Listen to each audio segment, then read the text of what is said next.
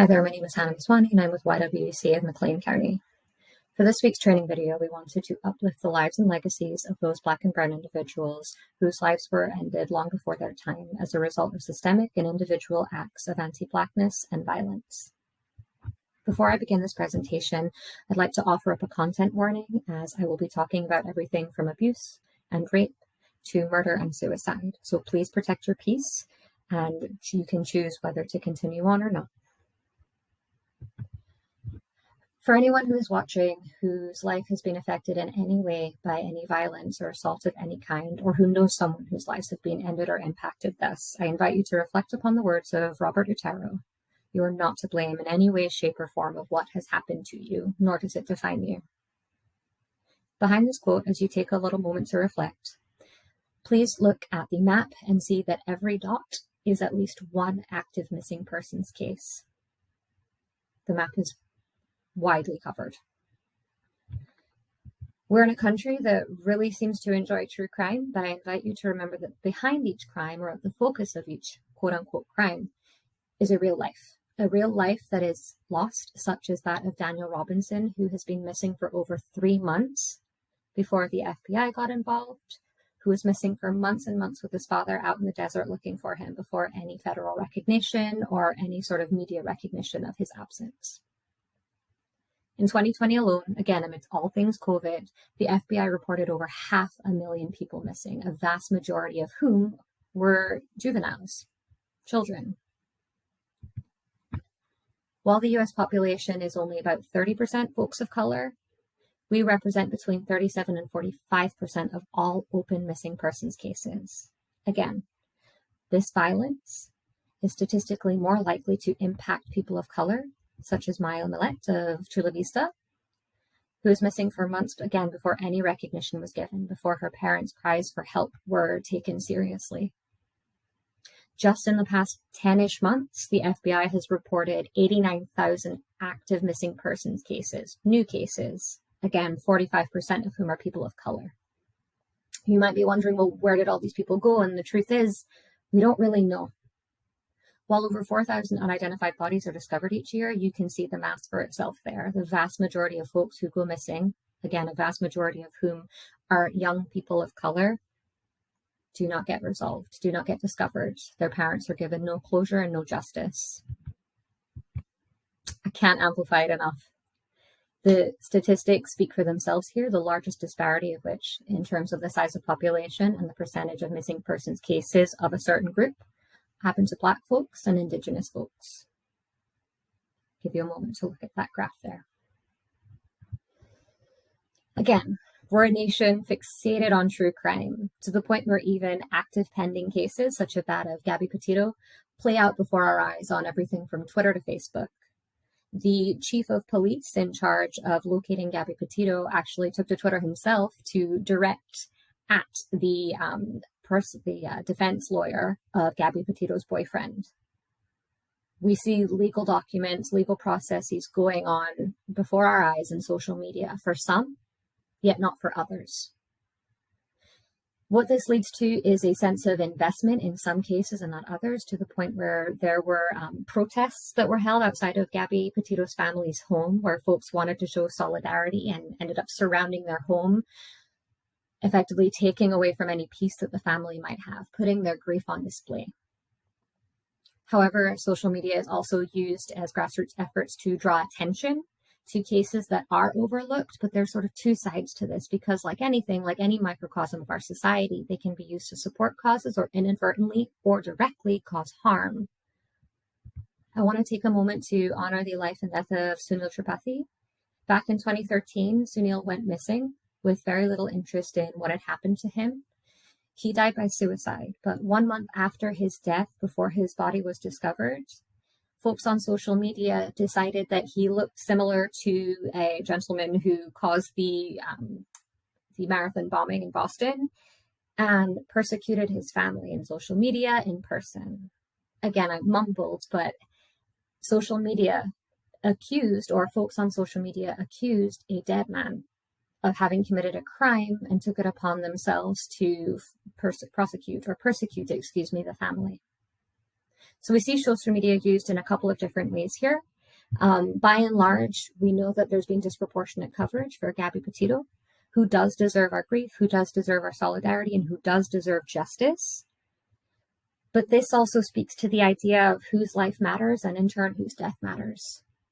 This phrase was coined, missing white women syndrome, where scholarship was done that found that white women who went missing, particularly younger and attractive white women, were given about double the coverage, if not more in some instances, than missing people of color, particularly Black and Indigenous women.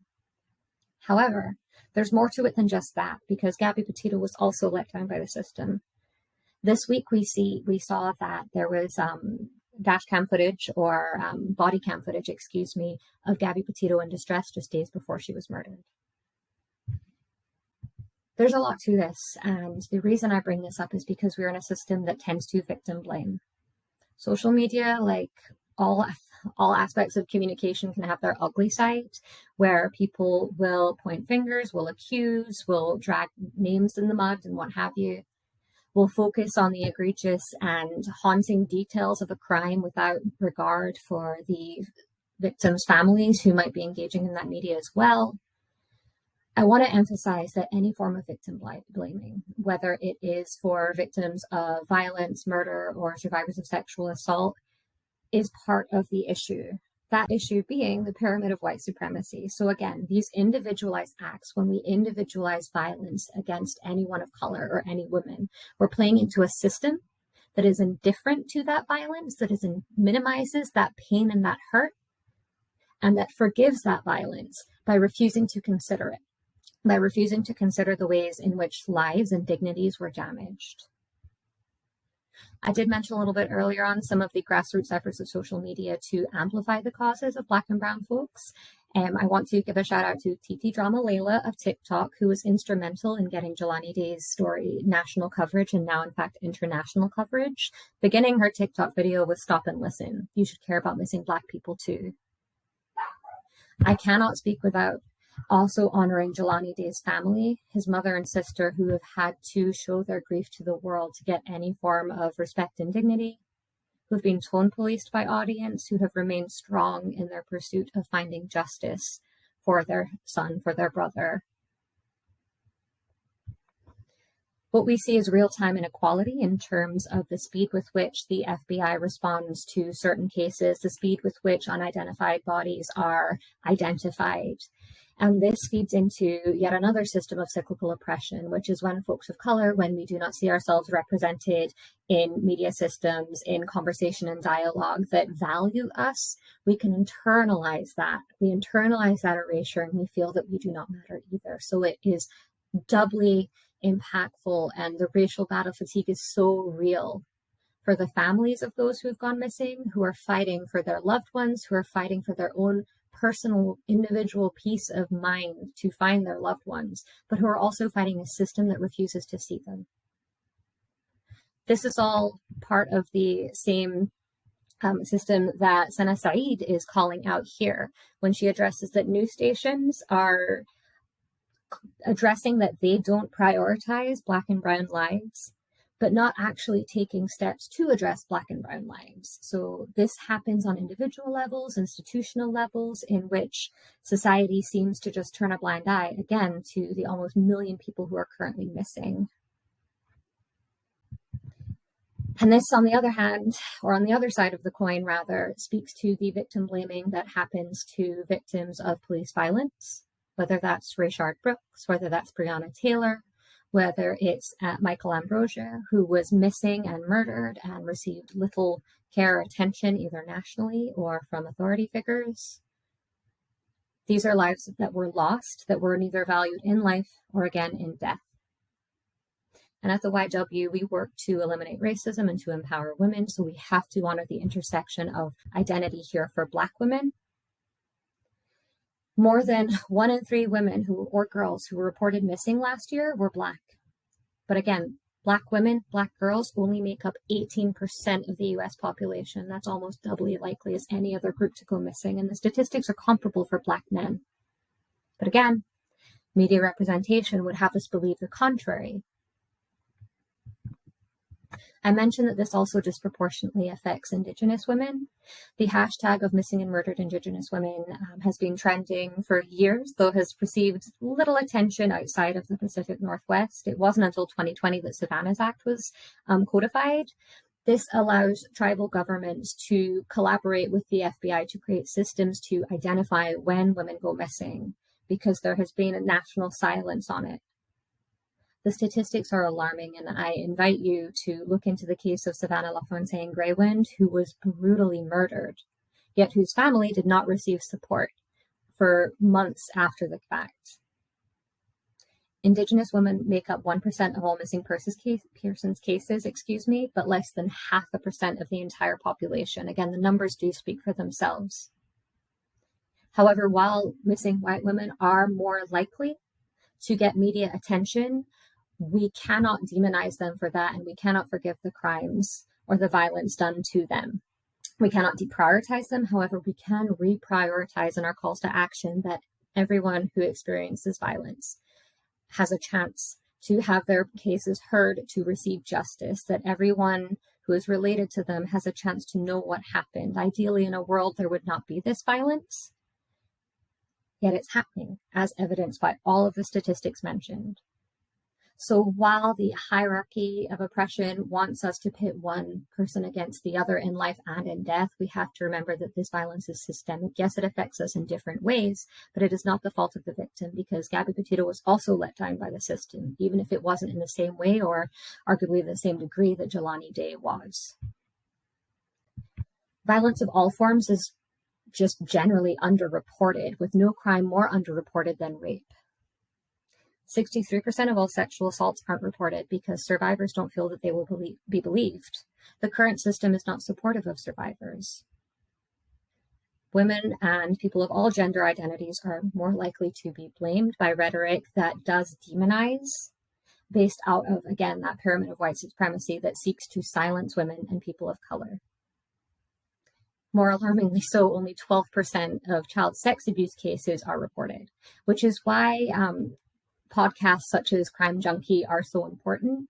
The two women who founded this podcast have been instrumental in getting a serial rapist off the streets, making the world a little bit safer by highlighting those cases that do not receive national attention. So we have to end this cycle and this culture of victim blaming. We cannot continue to individualize people who are faced with violence. We cannot continue to ask, well, why did that person get missing? Why did that person have to confront the police in the first case? Because when we individualize, we're forgiving bias, we're forgiving violence on a systemic level, and we're allowing the power structures that be to remain. So again, victims of violence, survivors of violence, the missing folks, the murdered folks deserve our respect and not our doubt. We have to address the intersections of race and gender in this, because we cannot be colorblind when the statistics prove themselves that this racism is endemic to American society in so many different ways. The truth of this racism is why it stung for so many when the tribute to Jelani Day was taken down. While it did violate an ordinance, the sentiment is that the system didn't support him in life, so it feels like salt in the wound that it's not supporting him in death. And with so many questions unanswered, with so much grief still happening, it feels like another form of erasure. So we have to do what we can to support Black and Brown folks, which is why we're seeing numerous celebrations of life, and why we're continuing to see ways in which you can personally get involved to support Jelani Day's family and other initiatives. If you are feeling disempowered because this is a really heavy training, there are a couple of different things that you can do to try and change the landscape. Jelani Day's family is currently working so hard, harder than anyone should have to, for justice, to find out what truly happened. If you are a social media user, you can join in on discussions around justice for Jelani Day and what happened to Jelani, to see the stories that celebrate his life, to hopefully shape a narrative that honors his legacy and promotes justice, though no one should lose their life. Hopefully this is an opportunity to highlight the systemic disadvantages and disparaging of Black folks. If you'd like to offer your support more tangibly, the YWCA, of course, stands with survivors always. There's local chapters here in Bloomington Normal of the NAACP and Black Lives Matter. And there's also a website of Black and Missing that highlights the disproportionate level of Black folks who are missing. And there are similar websites for various different identity groups who typically do not get the same media coverage as others. If you're feeling that your news sources are a little bit biased, that you have to find this news from social media and it's because it's not being represented in the mainstream news, I offer other sources here. From Twitter handles to follow of everyone from Ibram Kendi to Dr. Jason Johnson, to news sources, the top 4 of which are Black content created by Black creators, and then the last 3 of which strive to take a more sort of inclusive or quote unquote neutral approach. So I invite you to see the news stories there, see what representation looks like there compared to the news that you may typically frequent. And then lastly, but certainly not least, this weekend there will be a commemoration of Life for Jelani Day in Danville. There was one this week here at Illinois State University. His family is running a GoFundMe to help support them in their quest for justice for Jelani. You can find it there at the top of the screen. And then there's an ongoing change.org petition to address the need for increased care and attention and increased diligence in trying to find out just what happened. Thank you again for tuning in, and with YW's love and respect to the family of Jelani Day and all those who have been affected. Thank you.